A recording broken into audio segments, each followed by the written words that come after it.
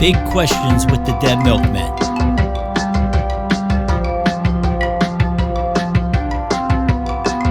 Welcome to Big Questions with the Dead Milkmen. 3 out of 4, anyway. The question is... Wait. Don't what? You want to just let people know Dean didn't quit? Dean is still our drummer. He's still in the band. He's fired. But... I wanted to get a picture of a drum machine and have like Drumatron 9000. Yeah, he's not feeling well, so he couldn't make it. Sorry. Maybe he didn't like this question. I don't know. Yes, scurvy. Yeah, I tried to get out today. Maybe he can answer it and we'll edit it in, like put a square down there for him. The question is, who are some fans of the Dead Milkmen that you have since become fans of yourself? And what is it that they do that you like?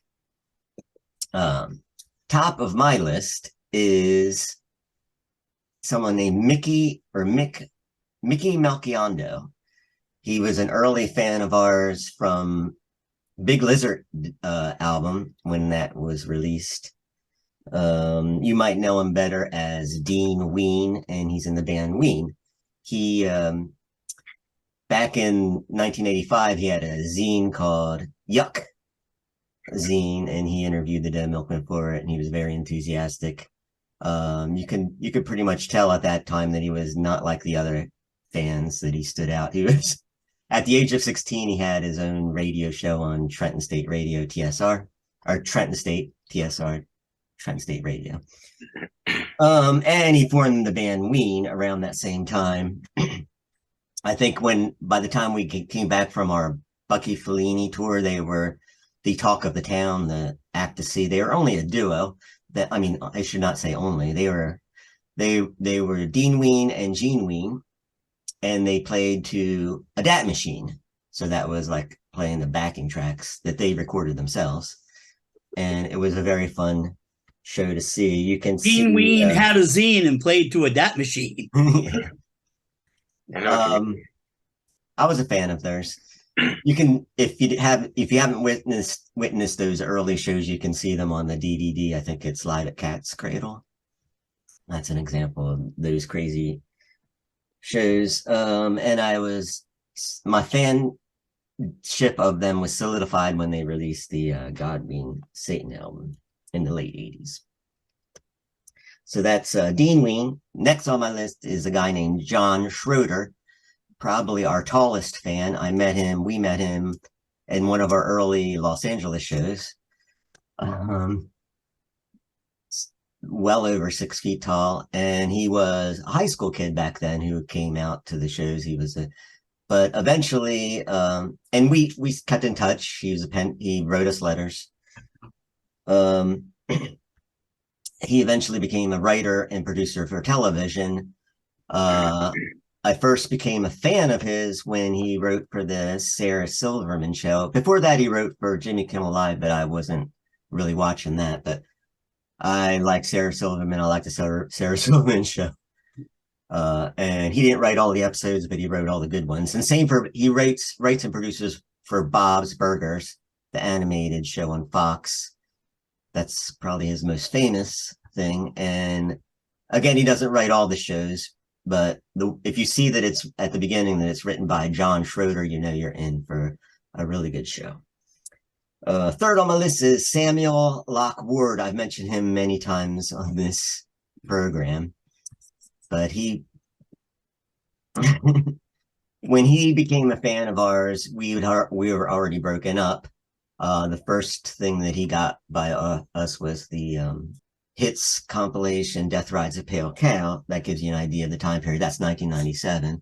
But he did see our second reunion show with when Dan was in the band. He never got to see us with Dave, but I met him in 2009 when someone named Dan Butler booked a tour with himself and also with Samuel and me.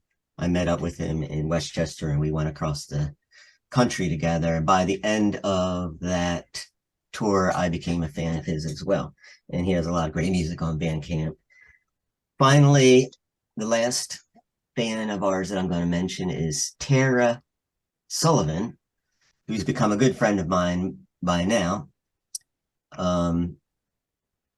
She would say that it was in her squirrely teenager days that she first learned of the Dead Milkmen and liked us. But I found out about her when I put out a newsletter email asking my recipients if they could give me ideas of where I should do my next tour, which places I should play. She mentioned that I should play Woods Hole, which is on Cape Cod, which is where she lived. And I said, that sounds like fun. And she did the show. It was fun. I took, because for some crazy reason, because it was named Woods Hole, I immediately thought of Wood Stevens, who is Dan's cousin, and he plays guitar. I used to play in a band with him. He kicked me out of his band, but still we were friends. Was the apostrophe after the S? What? Or is it Woods? before the F? Yeah. It's like Woods' hole, or is it like Woods' hole? That's a good question. I think it's Can't just believe Woods. Dean is missing this. Woods Hole. But Woods, who goes by F Woods because his first name is Ford, or F Woods, agreed, and we did that tour together. I think it was 2015. I'm not sure. It's just Woods Hole with no possessive. Anyway, it was. The minute I met her, we stayed at her house before the show. I knew that we would be friends. It was just like it clicked like that. But what am I a fan of hers? Her cooking, but most of all her baking. And she has a cottage bakery. And you can only buy her baked goods in the state of Massachusetts, because that's where she's licensed so far, only in Massachusetts. But I got to taste some of the prototypes last June, and they were very, very good. She makes cookies, lots of soft cookies or filled cookies and brownies, cosmic brownies, and very delicious sweet things. I think it's called Bourbon and Butter is the name of her company. So that's the end of my list. Those are 4 fans of the Dead Milkmen that I've since become fans of myself. Cool. And I left a lot of people out, I'm sure. I'm sorry that if I hate them. doesn't mean I hate you. Like Dean mentioned Marshall Fisher, I will say that I'm also a fan of his drumming too, but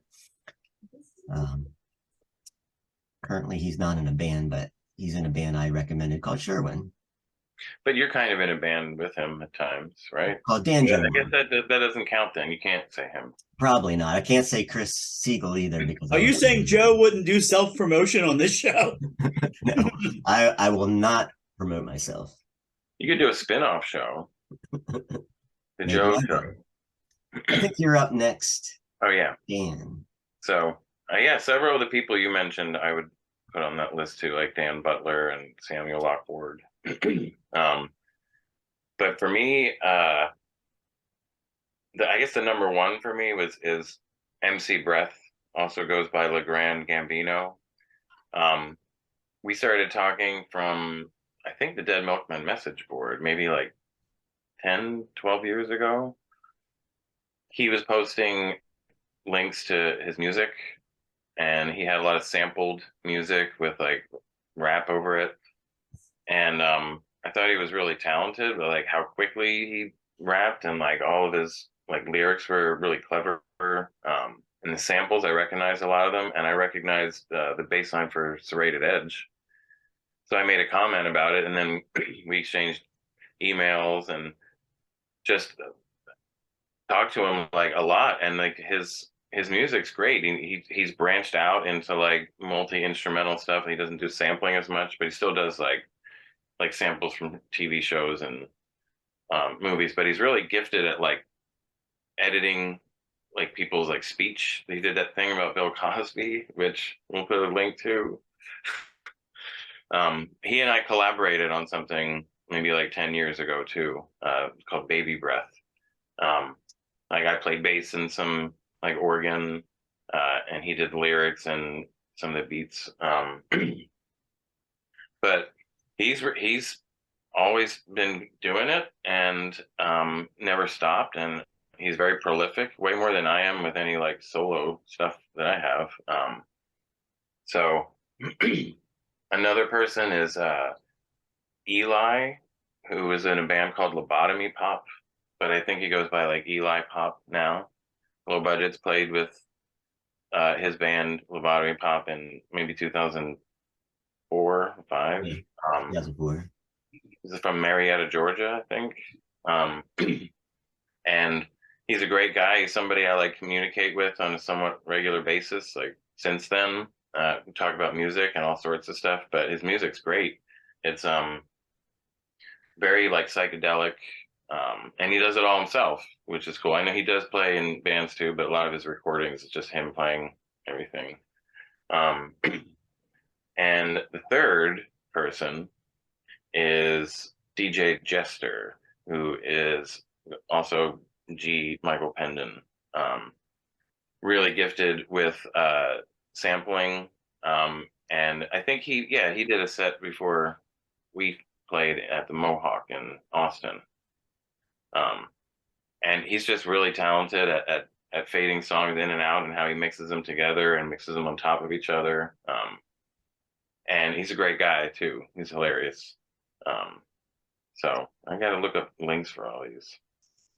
I'm going to go through this list at breakneck speed because most of you people watching have never heard of any of these people, and it'd be like me talking about my high school guidance counselor going, "You remember him? And you all going, didn't go to your high school. What?" So these are people I've just in the last 10 years I found out were fans, and I'm going to break this into different groups. So moving as quickly as I can from the dark wave EBM gothy side, we have Caustic, who actually went to see us when we were opening for the Red Hot Chili Peppers. That's a tour I've tried to put out of my mind.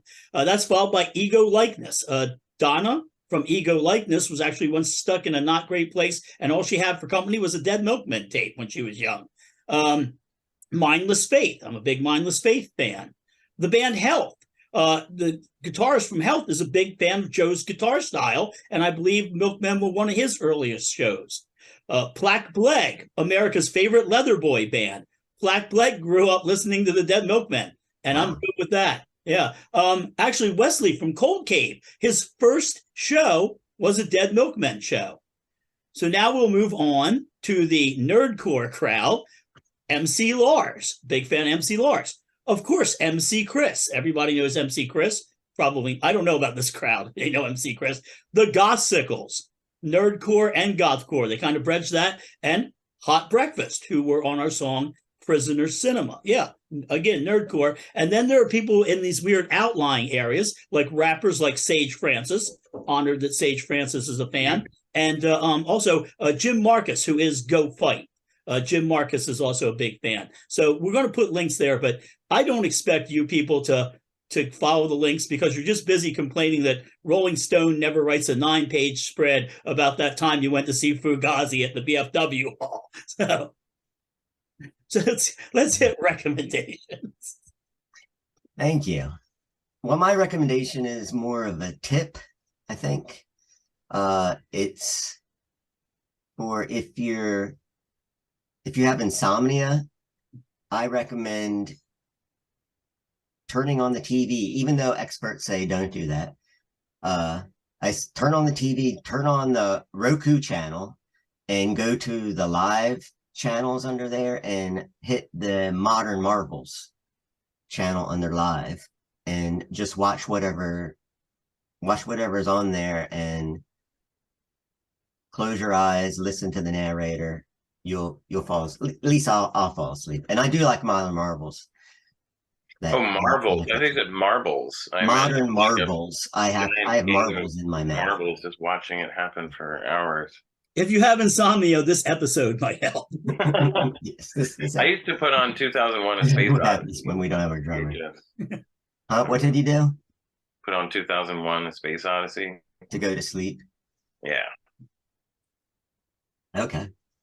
So I subconsciously have that movie memorized.